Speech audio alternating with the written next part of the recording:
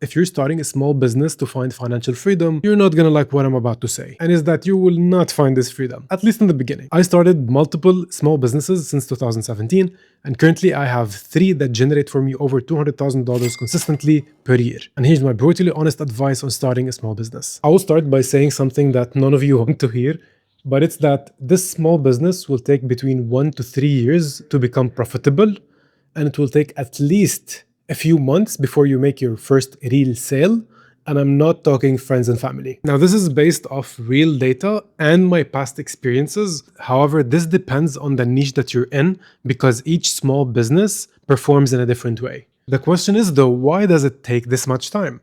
Well, this goes back to something that is called the sales funnel. When first starting out, you need to find customers, and even after finding them, regardless whether through social media marketing, local communities, or whatever it was, they will need time to trust your brand before making a purchase, and this usually takes anywhere between 3 to 6 months. During this time, something funny happens. You get mocked at, you will be discouraged, and when you actually make it, they call it luck. They will not see the countless hours that you spent at night. They will not see the days where you were depressed because you're not getting any sales. They will not see any of the money that you spent or the risk that you took to get to where you are right now. No one around you will understand what you're trying to do, and this does actually feel hurtful, but it will not matter. Trust me, it won't matter whatsoever once you actually make it. I can't begin to tell you how many times I've turned down my friends and family just to spend that extra time on my businesses. While everyone was relaxing or enjoying their time, I was out here grinding. And I think we put ourselves in this situation because when you start a small business, everything becomes your fault. If you have no sales, it's your fault. If the website is down, it's your fault. If social media is not performing the way you expected it to, it's your fault. The pressure changes you. And honestly, entrepreneurship sounds glamorous online until you actually experience the emotional weight of uncertainty. You do not know when you're going to get an order. You do not know when you're going to get paid. You just do it because you believe in what you're doing. And it is this uncertainty that makes people quit. It's not that your product sucks. It's not that you don't have any talent, but it's because you couldn't bear the weight of not being able to make money when starting out. And believe me, I've been there so many times. It's actually depressing, but thankfully everything worked out at the end. You see, I sell candle supplies and I teach people how to start their own candles, and I also teach them how to start a small business along the way. And believe me when I say 95% of them quit when they open their Instagram page, and that's it. And the other 5% actually succeeds because they stay consistent, they keep showing up daily, even when there's no sales and when there's no orders. And it's this consistency that is actually rewarding. It's sad that people want to see results quickly. They want quick growth. They want to get viral very fast. But it doesn't work this way. At the start, you're planting a seed.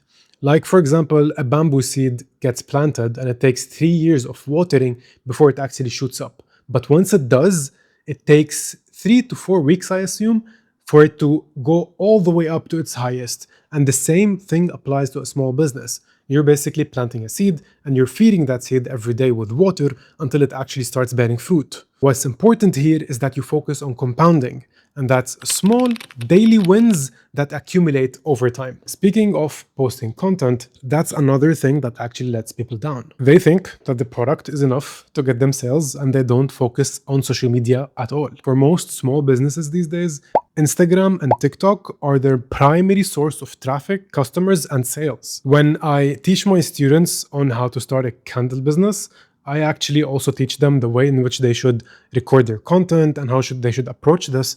And always I get the same reaction, 95% of the time. It goes like, oh, but I don't know how to stand in front of a camera. Oh, I don't know how to record. Oh, I don't know how to edit. I don't know how to do this and that.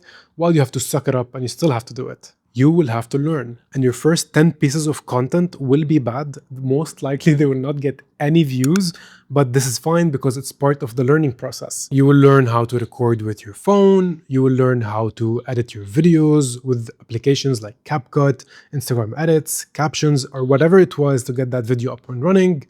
And don't forget that your business is going to be a one-man show, so you have to focus on things at your own pace.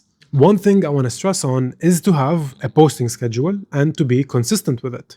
Try creating a schedule that works for you. Don't focus on posting content daily if you feel like you will burn out after 6 months. I did that and it was a major mistake, but then I changed it and I was able to manage to get my videos from a couple hundred views to consistent 20K views. Now, my next advice is not to fall in love with your product. I've done that before as well. Not literally. Your product is probably not the best, especially at the start, but you might see it this way, and this is completely understandable, but your mind will change once you actually start to grow. If you fall into this trap, you will most likely have a hard time seeing your product from the perspective of your customer. At the end of the day, it's not only about the product. I'm sure you've stumbled upon a brand or a competitor that sells the same item like you do, but has a worse quality one. But they tend to get more sales than you do. And you ask yourself, but why are they getting more sales if my product performs much better than theirs? Well, let me break it up to you. People don't buy the best product out there. They buy something that they see the most, something that they trust the most, and something that they feel is the most familiar. You could be the best candle brand, the best designer, the best developer, the best content writer, but if you don't have eyes to see you, then all of this doesn't matter. I mean, small business owners quit because they focus 90% of their energy on the product and 10% on everything else, when in fact it should be the other way around. It comes to a shock when I tell my students that 10% of the business is the product and 90% is everything else, with a big chunk of that 90 being marketing. And it is only when I made that mind shift when I first started out my business is when it actually started performing better. Now, my final advice is that your product needs to solve a real world problem. Don't sell or create a product that you like.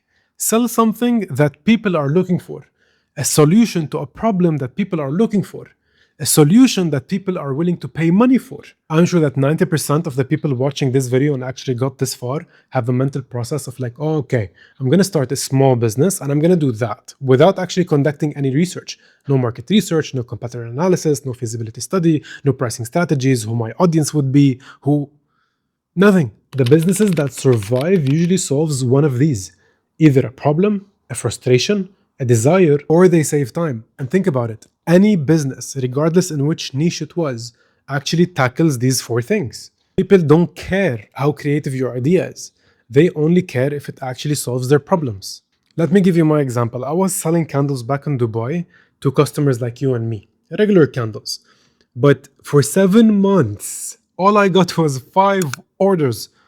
It took me 7 months to actually notice that I'm doing something wrong. Anyways, I shifted to selling to businesses, and it is then when my business actually flew. Yeah, it went very, very well. I have more stories than that in my other videos. Anyways, ask yourself, is my business solving a single problem that people are willing to pay money for? I'm gonna leave you with a final note. Don't start a small business expecting immediate financial freedom. It will take time. Start a business because you're willing to become someone stronger through the process. Because entrepreneurship forces a growth. It exposes your impatience, your ego, your disciplines, your insecurities. And if you survive long enough, you will notice that building the business is not really only about the money. It's about what you had to become to build it. Anyways, that's it for today's video. Thank you so much for watching. I'll see you in the next one. Bye-bye.